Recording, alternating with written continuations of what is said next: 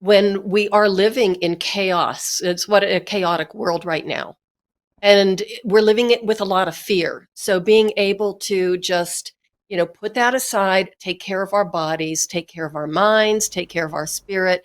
That's how we get through some of these really tumultuous times. Hello, I'm John Brink, and we are podcasting on the Brink from downtown Prince George, British Columbia, Canada. And for all those people watching us from around the world, where is Prince George? Well, it is about 500 miles north of Vancouver in the center of British Columbia, an absolute fabulous place. And or for our European watchers, it's about 800 kilometers, which puts us physically in the middle of this big province. Lots of forest, lots of nature, absolutely fabulous place to come and see. Today, a very special guest. Her name is Cheryl Ilov, and Cheryl is unique in a lot of areas. She is an author, a speaker, a physical therapist, a martial artist, a dancer, a former chronic patient, and a lot more, and a very interesting background, in particular over the last 20 years. Cheryl, welcome to my show. Well, thank you for having me, John, and it's just lovely to be here. I really appreciate it. So I see behind you, you're an author, and I see behind you, the two books that you've done is Forever Fit and Flexible. So what caused you, I know myself because I'm an author, and being an author is not easy. And the first book that I did is Against All Odds, and it is a fantastic book, John. I read it cover to cover. I absolutely loved it. Oh, well, thank you. So it took me 80 years to live it, 20 years to think about it, 2 years to write it. So what triggered you into writing a book, and not only one book, but more? Well, one of my sisters, I have 4 sisters, and my youngest sister started telling me, I think you should write a book. And I looked at her and I said, writing a book is a lot of work. And she says, yeah, but you could do it. I think it'd be a great idea. You should write a book. And I said, well, if you think it's such a good idea, why don't you write a book? And she says, no, I'm serious. You write really well. You express yourself very well. And I said, well, how do you know that? And she says, well, I've read your blog posts and stuff. So initially I was going to write a book about my family history. My father was born in Czechoslovakia. He and my grandmother managed to get out of Eastern Europe in December 29th, 1939. They were on the last ship out of Calais before they closed it. Oof. So I grew up in a very Eastern European household, very rich ethnic community. And, we do have some really interesting family stories. So I thought, okay, I will write this book. And when I sat down to write it, it was just like, you know what? The timing isn't right. Both my parents had passed away just a few months earlier. They both died in November of 2010, just 19 days apart. And it was like, God. You know what? It's just too soon. So instead, I switched my focus. I thought, if I'm going to write a book, I should write about something that's going to establish me as an expert in my field, which I am, and help promote me as, physical therapist, get more clients, and use it as a way to promote my practice. I was in physical therapy private practice at the time. So I did that. I wrote the book. It was an incredible experience. As you know, it's a nail biter just trying to cough out the book. But I was fortunate because I had all those blog posts about fitness over 50. So that's how I got my outline. That's how the whole thing started. But the funny thing that happened, John, is instead of using the book to really build up my practice and get more clients, after it was published, the opposite happened. I closed my office and decided to go another direction. Yeah, and the direction was? Just to become a public speaker, to get on stages, to be able to promote my passion of health and healing at every stage of life, to help bust the myths of aging, somewhat like yourself, that we can be healthy, vibrant, active, and fit during every single stage of our life. And that's not what society tells us. That's not what the medical profession tells us. So that was my mission, is just to get out there and say, hey guys, the best is yet to come. So the other part that I find always very interesting is that you have a history of chronic pain, and Mm, so you can relate to a lot of people that have been struggling through life, and I know some people, and obviously you do many, I'm sure, but that say that I can't do this, that, or the other thing because I have pain, and mm, so and that's where it stays. Like in your mm. case, that background of chronic pain gave you the ability to change it into something totally, totally different, far beyond being physically active. You became, I believe in, how do you call that again? Pilates? Pilates? Pilates, yeah, Pilates therapist. And you became a black belt in Pilates. And tell us about that. So you did not only go to, now you're going to the gym and you're doing that and you're feeling fine, but you went beyond that. Hmm. Well, when I was a chronic pain patient, I was a respiratory therapist at the time. So I was working in Western medicine, critical care, that type of thing. And so when I started having back pain, it was just very mild stiffness and discomfort that in just a few months' time spiraled into this horrible pain spasm cycle to where I was pretty much incapacitated for about 2.5 years. Oh, And wow. being Western medicine trained, I was a very good patient. I did everything I was told.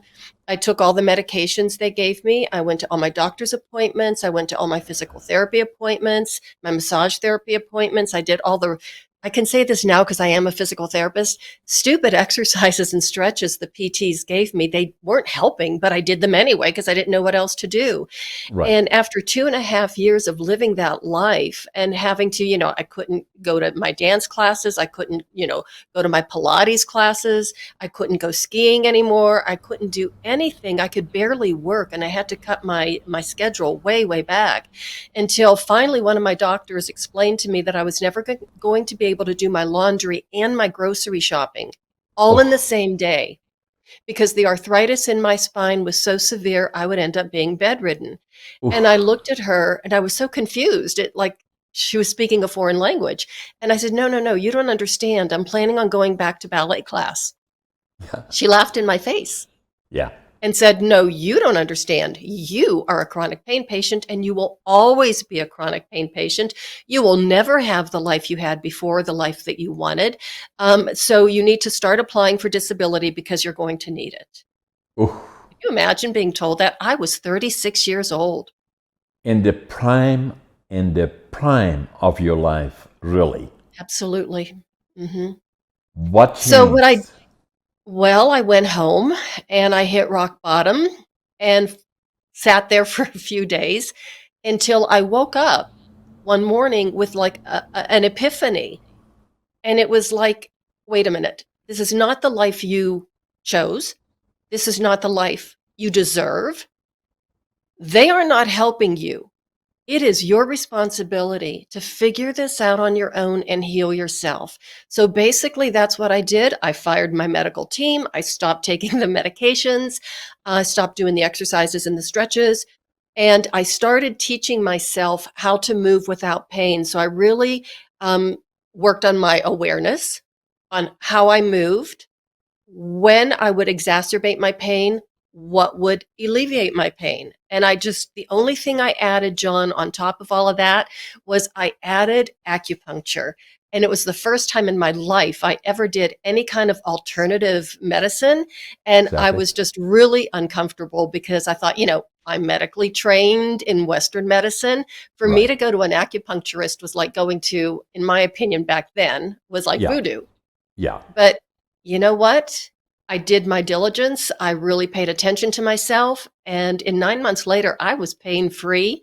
And I decided to go to physical therapy school, get my master's in PT, where I could help other people on their journey of healing. And when I went to physical therapy school, I was actually quite disappointed because I was learning the things that didn't work for me as a chronic pain patient. And I thought I would be doing my patients a terrible injustice. So after I graduated PT school, I went out on my own, opened up my own private practice, specializing in Pilates-based rehabilitation and conditioning, and teaching my clients how to heal themselves, not to come to somebody like me to be fixed, Right. but to give them the tools to heal themselves. And become proactive Absolutely. and take charge of your body, because you only have one of them and you don't want to take any chances, and you have to understand who you are, what makes you work, and being proactive. And there is no major magic, but the medical system has changed substantially in terms of the direction. And I'm not Right. here to beat up on the existing medical system, but it has flaws, and to be proactive and become understanding is very, very important. And I believe, from what I know, and my wife, myself, my wife in particular, is very proactive and understanding what is out there, and alternative approaches to the well-being, and being proactive in your medical condition. Yeah, and when you think about it, that was 30 years ago when I went through that experience with my chronic pain, and we didn't have as many alternative healthcare practices as we do today. Even going, like I said, to that acupuncturist, I thought, oh my goodness, I didn't want anybody to see me walking into that clinic because Yeah, I was embarrassed. But now yeah, it's like there are so many alternative practices out there and modalities that we have to choose from, that we don't have to be put into that little box where, okay, you're going to have to live with pain all your life, or you're going to have this disease. Let us give you more medication so we can manage it. Our bodies, and this was one of the things that I found through my journey, and I know I'll just bet you have too, is that yeah, our bodies have an incredible capacity to heal itself. Our exactly. bodies want to be in homeostasis. They want to be. That's how it is built, but they will only take so much abuse for so Mhm. long, and then they say no more, right? And Well, and hence, that's the good thing about our bodies. Our bodies will talk to us, and we need to listen to it. yeah. So the one book that I'm writing actually is coming out in July. I maybe have shown you this already once, but it's this one here. Uh, you know, Living Young, Dying Old, and so that's a picture of me actually on there.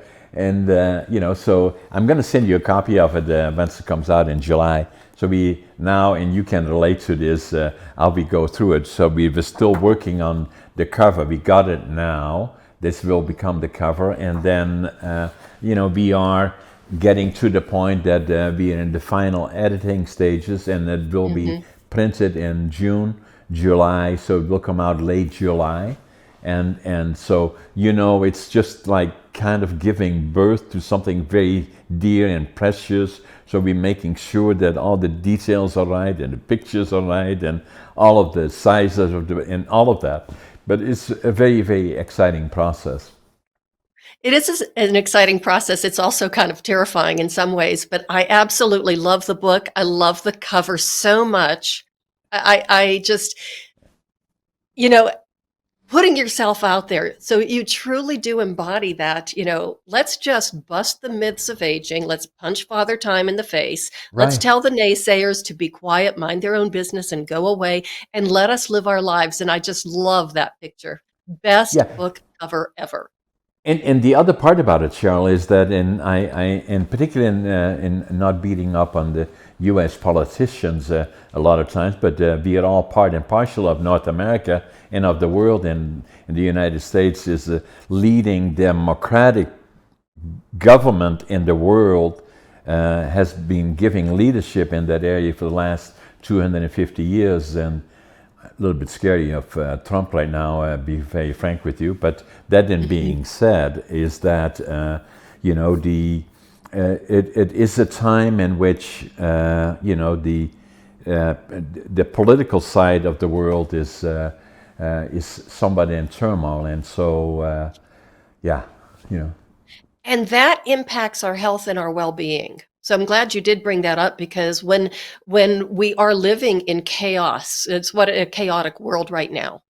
And we're living it with a lot of fear. So being able to just, put that aside, take care of our bodies, take care of our minds, take care of our spirit, that's how we get through some of these really tumultuous times.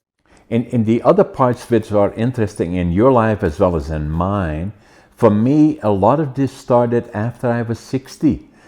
So that when I was in 2008, I had a case of diverticulitis, and that ruptured and got me this close, actually, just got in time. And then I knew I had to become much more serious about diet and physical fitness. And so my wife had been preaching to me for many, many years, and with limited success. But then I knew I had to kind of change direction. And so what I did is physical fitness, as you know, as a lot of people do, at the end of the year, we say, okay, we're going to do this, that, and this, and then we're going to buy a gym membership. And then after 2 weeks with the gym membership, we kind of find 100 reasons why we can't go anymore until the next end of the year, and we make another commitment. So I didn't do that. I got a trainer, went to the gym and started training. And then after about 6 years of doing that intensely, somebody came up to us and say, have you ever thought about competing? I said, me? Now I'm approaching 70. And then I thought, why not? And so that's what I did. And then, I became successful in becoming bodybuilding physique in northern BC, came in second and third bodybuilding physique, and then provincial, and then they qualified me for the nationals in the Arnolds. And then obviously COVID came, and then so now I'm training again to go in 2025, and I'm 85 to the Arnolds. And the point that I'm making in regards to U.S. politics, I hear them talking about when you're 81 or 80 or 79 or whatever, you're mentally no longer able to be in a leadership position. And I said, no way. That is just, anything is possible. And like for me in my mid-80s, I can run circles around most people. And so it's not, the age is not the issue.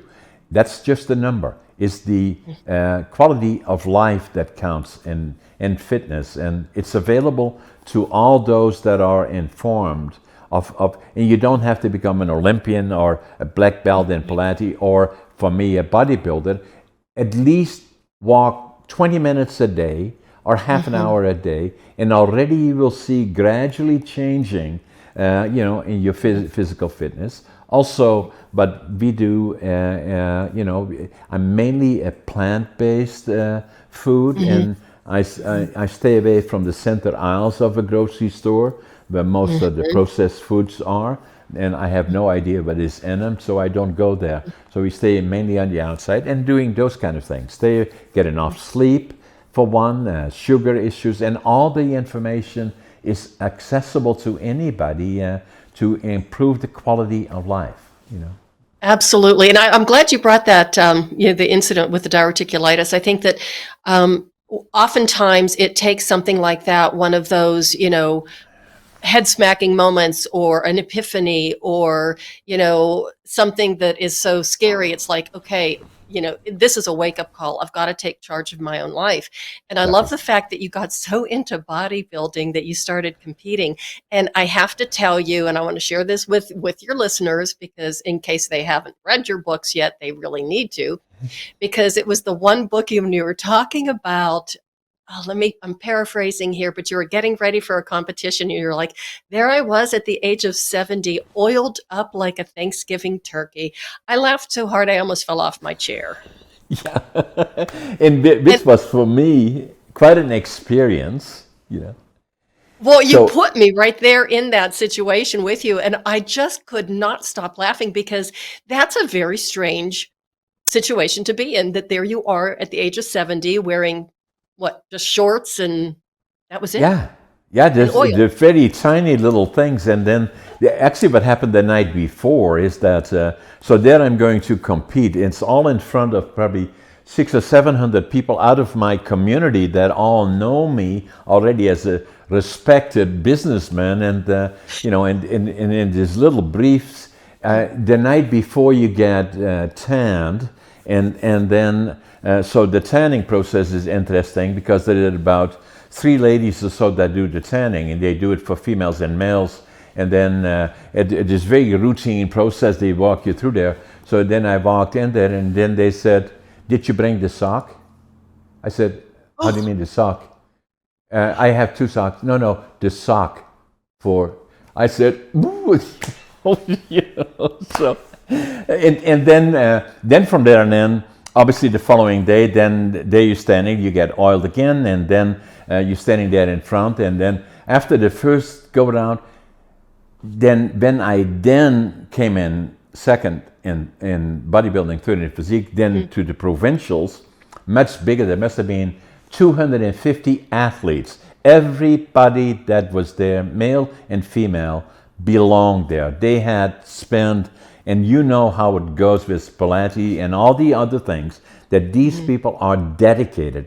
Very, very, it's maybe tiny outfits that they have, but their bodies, they are very precise about it. Their diets and all of those things, they take very, very serious. But there are funny aspects about it too, and so that's when I give presentation. A lot of times I talk about it and about standing in front of 600 or 700 people and saying, "Here I am," and then at the same time the night before the sock thing, so it's kind of interesting, but it's a sport and it's very, very good, very, very healthy. But the whole point is obviously fitness is critical, and to not everybody has to go through things like that you went through, I went through, and still going through, and I love it. I'm not saying that they shouldn't, but at least try to walk at least 20 minutes, half an hour a day. Okay, I have to go back to the sock because I just can't let that go right now. And all I could think of is I have this image in my head of you going home that evening and opening up your diary and saying, "Dear diary, today I wore a 3rd sock." So yeah, it was a bit of a shocker. I never really gave it any thought, because all of a sudden you walk in there and then you strip, and then then you think some guy or whatever, but these 2 or 3 ladies are floating around, and they're just going like, "Hey, did you bring the sock?" And I said, "Oh my God," so. That's hilarious. So, and I do want to tell one other thing. When I turned 58, I decided to start engaging in more age-appropriate activities. So I started pole dancing. I love it. And I was just doing it, I figured I'd do a little bit and then stop and quit or whatever. But it was so challenging and so difficult and so much fun that I kept doing it. And then at the age of, I think I was 63, I competed for the first time. I did a pole competition, and people, I was so nervous, and I practiced really hard and I trained really hard, and I was just a bundle of nerves. And people would say to me, "But you've danced on stage before." And I said, "Yes, but the last time I danced on stage was 30 years ago. It was a classical ballet piece. I was wearing a romantic tutu, point shoes, and I was in the back row of the corps de ballet. Yeah. No pressure." I said, I'm walking on stage wearing a pole outfit, which is like the equivalent of a bikini, and you pray that everything's going to stay in place. Exactly. But I did win. I won my division. So I'm a gold medalist pole dancer. Great. And you look great, Cheryl. You honestly, and they tell me that over and over again too, but I have to say that to you because you do. And so the rewarding thing about it all is that, and I'm sure you feel that and I feel that, is that to me, my foundation always has been attitude. I'm always optimist. I was from the time that I was a kid, always optimist. And then I'm whatever I do, I find my passion and I give it 150%. And that to me has always been very important. And then work ethic, even still today, I usually work still, 60, 70 hours a week. I get usually up at 5:30 in the morning. I always make my bed, and I'm always excited about the day. And people ask me, saying, "How's your day?" I says, "Every day is a great day to me," and so to have that kind of an attitude is I believe very, very important. Well, you certainly cracked the code, I have to say. But, and mindset is everything. And I have to admit, when I was a younger person, I didn't quite have as much of a positive attitude as I do now. There's something about getting older that is very freeing and very liberating. And it really happened in full force, I think, when I turned 50. All of a sudden, it was like all of the woes of the world that I was carrying along with me just kind of fell off. And it was like, this is really fantastic. I mean, my 50s were so fantastic, so great that when I turned 60, I was running towards 60 with my arms open wide going, bring it on, baby. So now I'll be 68 in September. So the big 7-0 isn't that far away. But, when you have that attitude that you're every morning when you wake up, and if you're not happy, you find something that will make you happy. You find that joy, you find that positive energy, and then you're off and running. Yeah, and the people around you, they then pick up your energy, and that's what I find myself. Even if I go to Starbucks and pick up a coffee in the morning, everybody knows me already. Hey, John, how are you doing, John? And so it's so interesting because I'm always friendly and saying, "How's your day?" I say, "It's good." And "How's your day?" Blah blah blah. So it's so important. The other thing, coming back to the gym, that you and me are so familiar with, and when I was younger, I didn't have much confidence, and and going to the gym. I always remember the first time that I went to the gym, much before, when I was still in my mid-30s or whatever I was. I have self-confidence about myself, and then the people in the gym, and they all walked around like these. I thought, oh my God. I go there, I don't even know how to sit on the equipment. And they probably all looking at me and saying, look at him, why is he here?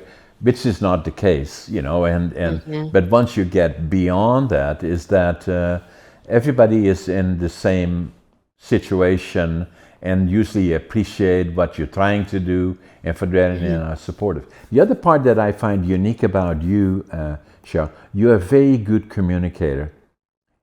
Have you always been like that, or? I don't think so. I have to be honest. I really don't think so. I think it's a skill that I, developed or cultivated as I've gotten more mature.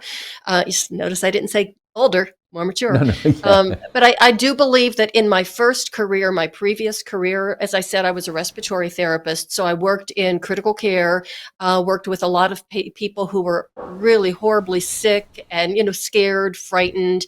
And I worked with patients all the way from neonatal, pediatrics into geriatrics and everything in between. And I was always the one who was, because we were taking care of the airway and making sure that the patient was able to breathe, Right. I was always the one at the patient's head. And Right. especially if it was in an emergency situation, I was always the one that was calming them down and talking to them constantly and Right. reassuring them. So I think that's where a lot of it came from that. I mean, it was a hard, it was a hard job. It was really but it was a good career and I learned a lot from it. And it was honestly an honor to be able to be the one that was there and to be able to hold their hand, to be able to talk to them, because a lot of the medical professionals were just running around doing their job, but you have got to have that human connection. Exactly. Yeah. So for me, it was a challenge for me. A lot of times, in my middle ages, even, I was already quite successful here, had a business, and the business were doing well. And everybody would say to me, "Hey, John, you're so successful." I didn't feel that way. I kind of felt that academically, as you probably know from my book, I was not a success story. I failed grade 3 in Holland. In grade 7, I failed it 3 times. And then they said, "What are we going to do with this guy? Do we send him to the mentally challenged school, or should we get him a profession or a career in working with these hands of some sort or another, and so they sent me to a furniture factory, and I became a furniture maker. And kids are hard on each other a lot of times. The young people that I went to school with in grade 7 and beyond is that they all went to college or the university, and I became a laborer. I'm proud of that today, but then it was kind of looked down on, and so. But a couple of things then, it still kind of bothered me in a sense, and as you know, also from my background, I was born in 1940 during the Second World War. We were liberated by the Canadian Army, April the 12th, 1945, and I was so impressed by that I always knew that I would go to Canada, the land of my heroes, and I tried to go when I was 17, was drafted into the Dutch Air Force, and then one when I was 23. But still I had this feeling of I had failed. Inside, it didn't overly preoccupy me. I was still an optimist and all the other things, but deep down, I never quite understood as to why did the others were so successful in the academic pursuit and I wasn't. And then, and then becoming a good communicator, I had challenges. Anytime outside of my company I had interaction with more than 2 or 3 people, didn't work well for me. I was not confident in having interaction with people. And it was not until my ex-sister-in-law actually dragged me to an organization called Toastmasters. Now, for all our guests watching us and listening to us, Toastmasters has been around for 30, 40 years in North America primarily, but also around the world, and it's an organization that specializes in particular on communication skills. Not only speaking, but the most important part is becoming a good listener and thinking on your feet. And so then she dragged me down there, and I said, okay, what are you doing there? Are you going to ask me questions? No, sir, no, just go now, sit down. And so I was only there for about a little while, and then all of a sudden somebody said, hey, John, tell us all about you. I said, oh my God, I'll never go back here. But I stayed there for 10 years and then became a distinguished Toastmaster, which is the highest level. Not everybody needs to be there for that long, or they only are there for as long as they require. There probably are, as we speak, 450,000 people in North America that are members of Toastmaster clubs. I think there's 6 clubs here in Prince George, actually. And then, and then probably there are 10 million people that at some point had interaction with Toastmasters.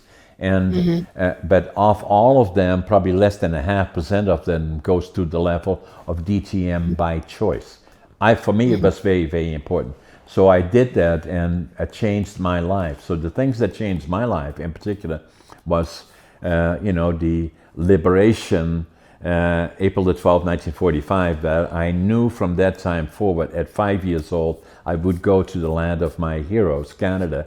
And it was not if, but when. The second one was actually leaving and going there. And then the third one was that I wanted to build my own lumber mill because my dad worked in a lumber mill. My grandfather was a master carpenter, and I got my training as a furniture maker. I wanted to build a lumber mill. I did that. And 2 or 3 of them actually, and a lot of other companies, but it's not about me and my success, but more mentally.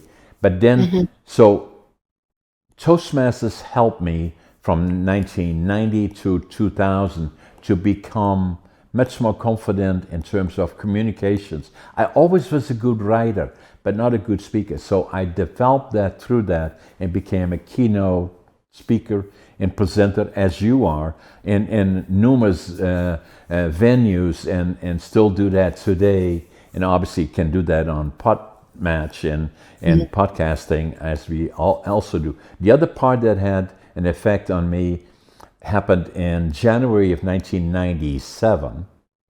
I walked into a store here in Prince George, and I picked up a book, and I still don't know even today as to why I did it. The book, I picked it up, Driven to Distraction, and it was written by Dr. Halliwell, and I opened the book, and I still don't know why did I pick up that book. And it was about ADHD. Mm-hmm. And I said, "Oh my God, that's me," and so and so then and then I wrote in the book. I still have the book. I bought it in 1997. It was written by Dr. Halliwell in 1993. I may have mentioned that to you before, but then podcast number you 237, I think 203 was a podcast that I did with Dr. Halliwell. Can you believe it? And the two of Crazy. us, yeah, amazing. And so, in any event, the more I found out about it, the more I understood that it was quite frequency. The frequency of occurrence was probably 8%, at least they said on Google. And then the more I found out about it, I believe that it is probably more than 20%. In fact, during the interaction that I had with Dr. Halliwell, I mentioned that to him that I thought it likely was that many. He said, "No, John, it's more than 25%. Now, the Oh, other wow. part that we talked about is that I said to Dr. Halliwell, is that, and he wrote about 18 books, 5 about distraction issues, very, very popular. But the other one that I said to him is that of the successful entrepreneurs and CEOs, I believe the operative here is the successful ones. Likely up to 50% of them are ADHD, I believe. He said, "No, John, more than 75%.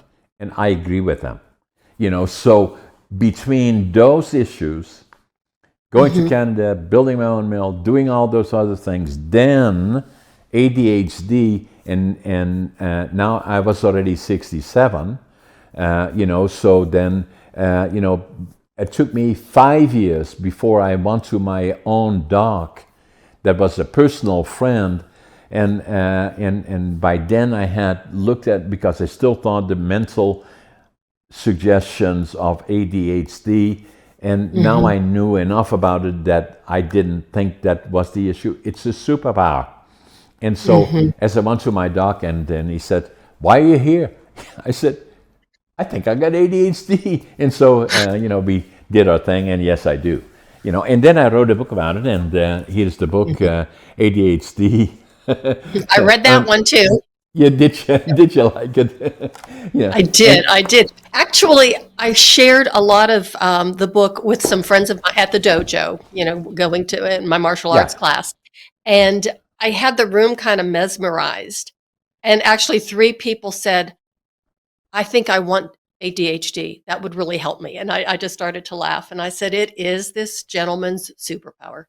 exactly. No question about it. Isn't it interesting how I've done presentations where I'm in a room of, I did one, with a group of people, actually middle-aged, late 40s, early 40s, whatever they were, of businessmen, and there were about 20 or 30 of them, and we had 3 speakers, all of them. The request was all to talk about the lumber industry, and I was the last one in line. And I said, "No, I'm not going to talk about the lumber industry. I'm going to talk about ADHD and writing books and all of those kind of things." By the time I was finished, there were 3 guys that put up the finger and said, "I've never talked to anybody about this, but I believe I know that I have ADHD."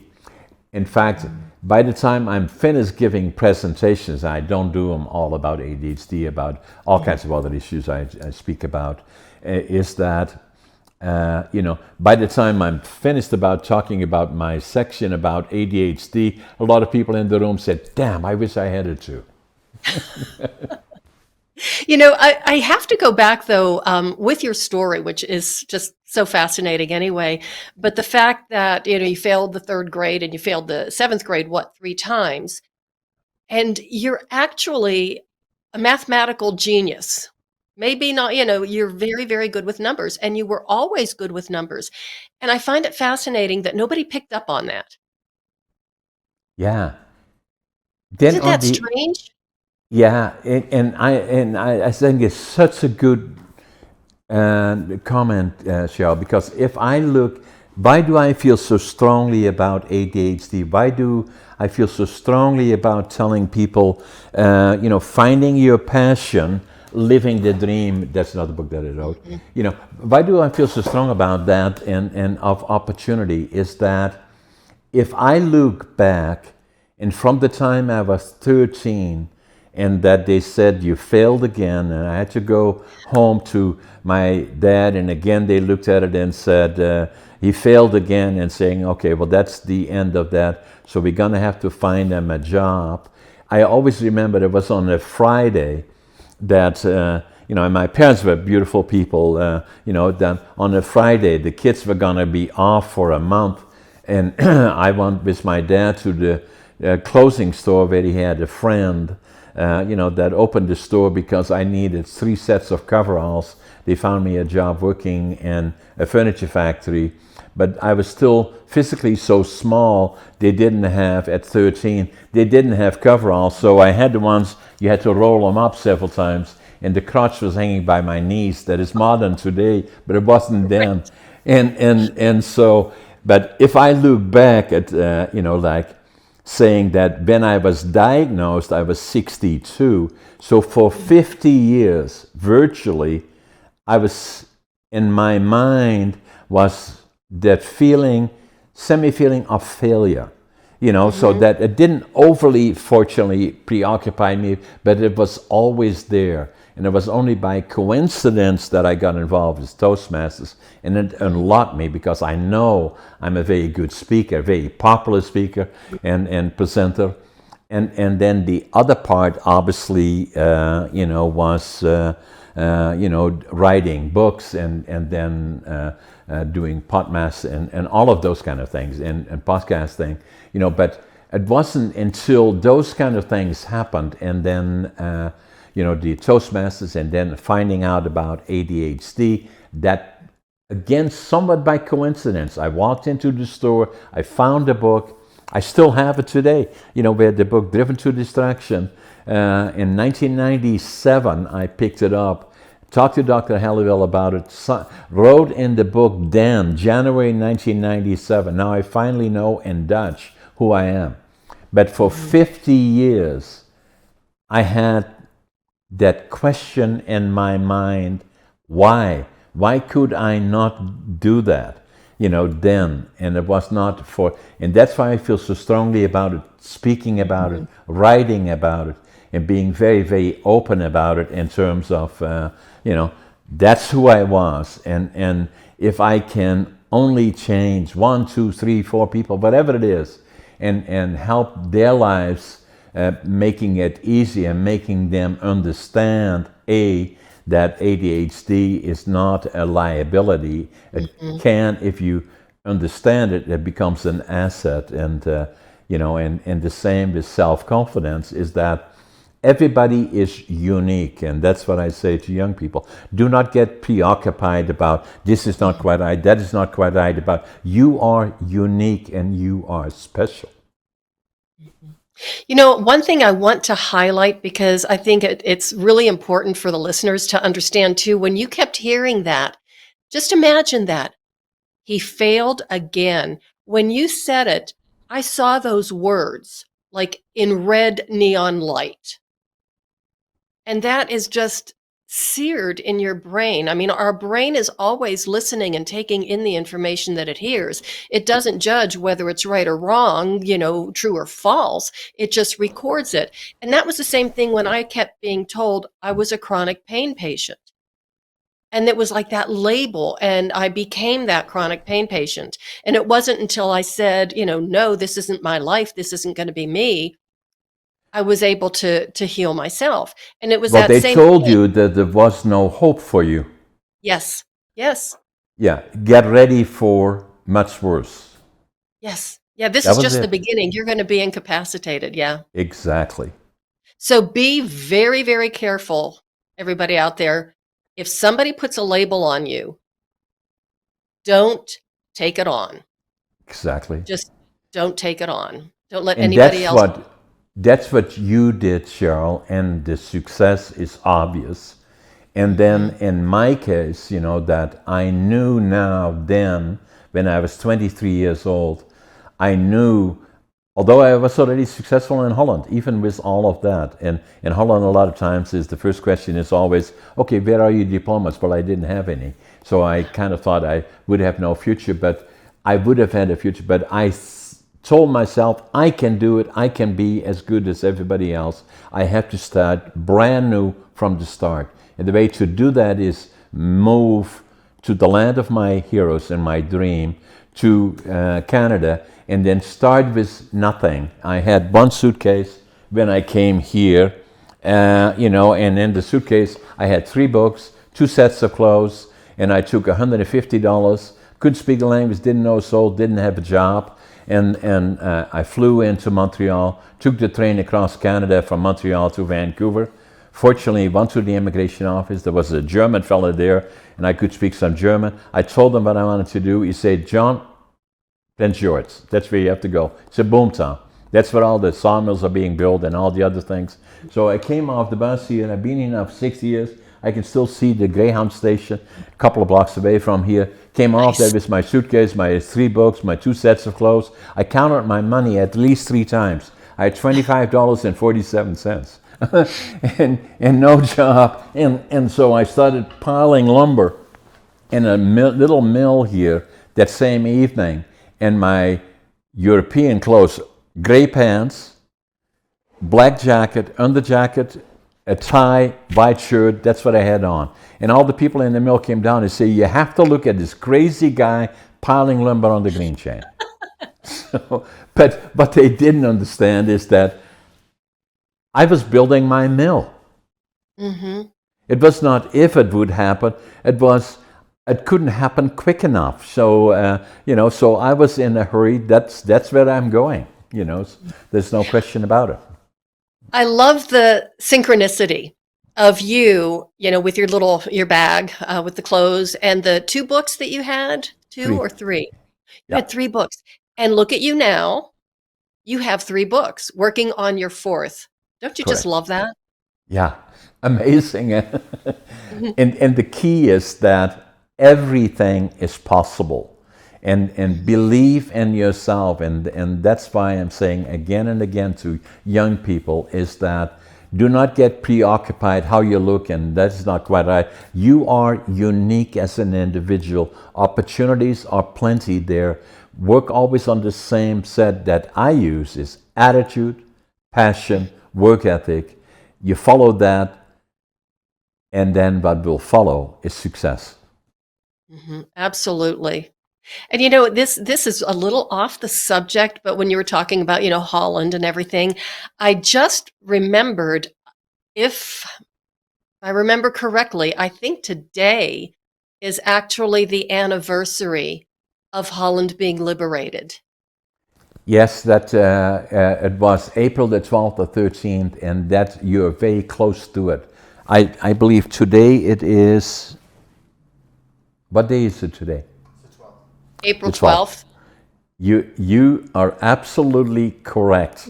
Because, thank you for reminding me. So there you have it. April the 12th, 1945. Holland was liberated. Our town was liberated by the Canadian Army. I So, remember that because, I read it in your book. And when we had our conversation on my show, you told me that, the date. And then when I was looking at your calendar to schedule a time, I thought, oh, look at this. Friday, the 12th of April. That would be a nice day to come on and talk to John, just the anniversary of the liberation of Holland how with your heroes. thoughtful, Cheryl, because I never even thought about it, So now the other part that's that I just want to briefly talk about is that your book, the so tell us a little bit more about your book. It's available on all the major areas. Is it audible as well? It is, and I actually narrated it myself, so it is Yeah. on Audible. I And yet the book is basically what we've been talking about. Right. And It's and about busting the myths of aging, punching Father Time in the face, more or less. It's about working smarter, not harder, because a lot of people, when we start getting a little bit older, we might go to the gym and hire somebody, a personal trainer, who might not understand the needs of a body that is maturing. And, we need to focus more on our joint flexibility, our joint mobility, balance. I mean, it sets everything out of how you can build a solid foundation to have a healthy, vibrant, active lifestyle and a healthy body for life. So now the other one, the reluctant Anja, tell us about that. Well, The Reluctant Ninja, How a Middle-Aged Princess Became a Warrior Queen, chronicles my journey into the crazy new world of men and martial arts. When I began my training in an ancient Japanese martial art called Ninpo Tai Jutsu, the art of the ninja, at the tender young age of 47. And of course, as the title implies, I did not go willingly. It took my sensei, my teacher, was my acupuncturist before he became my teacher. And it took him 3 long years to convince me to get on the mat and start training with him and take a few classes. It's a very long backstory. But anyhow, after 3 years, he finally broke me down. And I said, okay, I will take a few classes just to prove to you how much I'm going to hate it, and then I'll quit. Obviously, I did not hate it. No. I fell in love with the art. I fell in love with the training.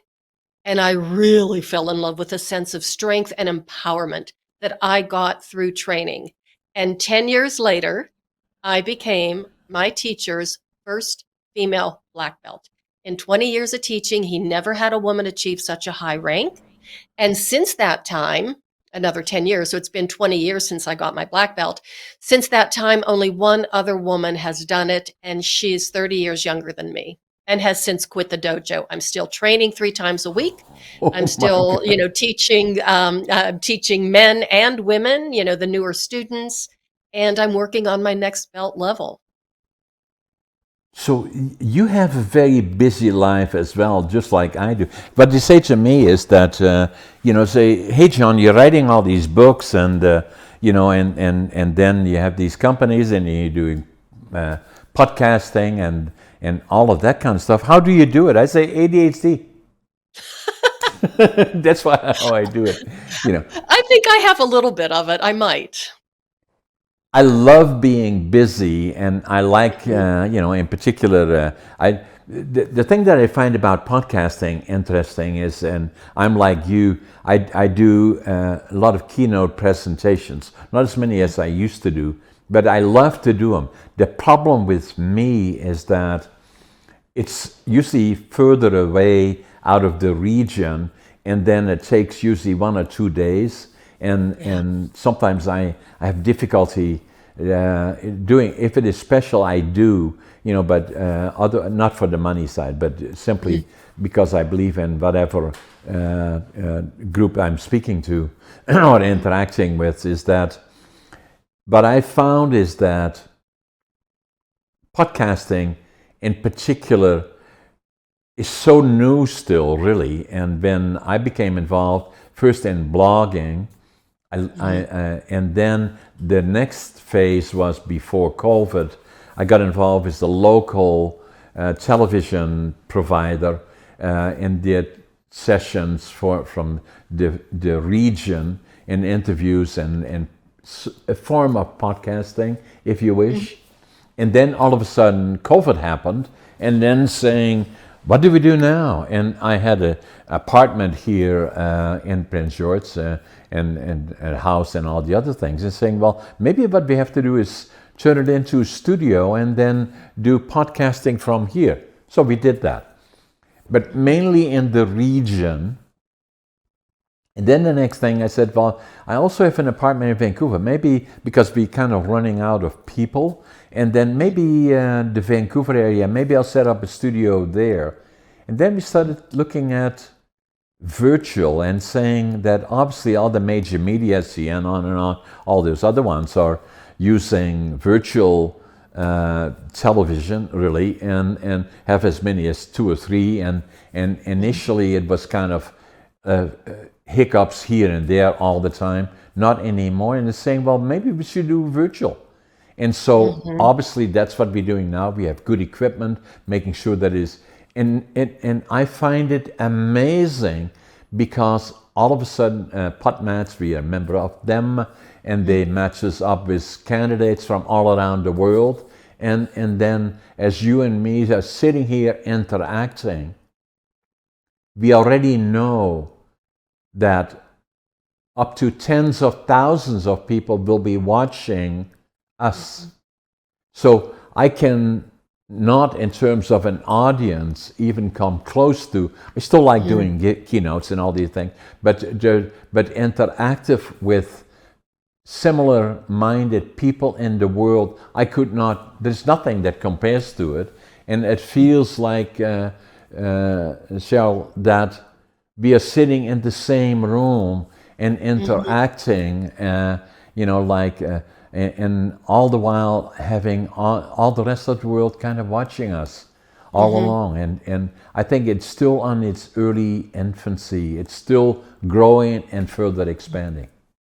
It's an incredible media. I mean, I kind of fell into podcasting. It was like I'm the reluctant ninja. I'm an accidental author, and I'm just, oh, who knew I was a podcaster? So I just fall into everything, and I never really thought it was going to end up what it is now. It's just this incredible, almost like this explosion of people that I get to meet and talk to all over the world that I never would have met otherwise. And I think that maybe that's where I get a lot of my excitement and my enthusiasm from.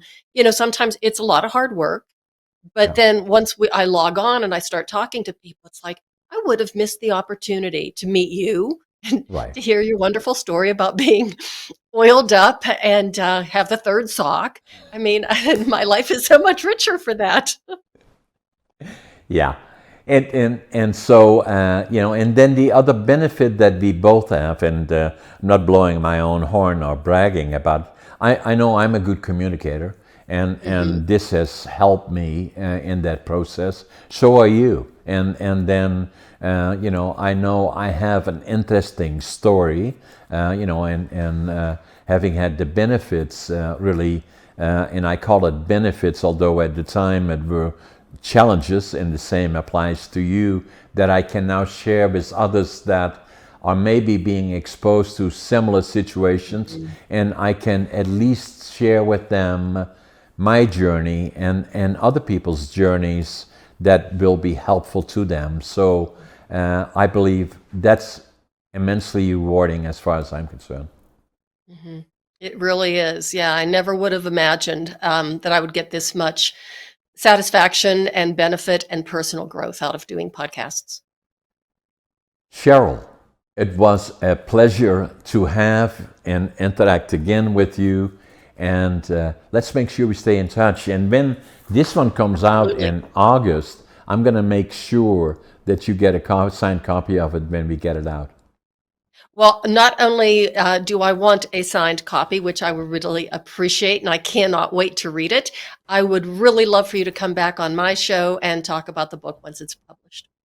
Okay, and I'm going to make sure, because Scott is taking notes here, that we do that.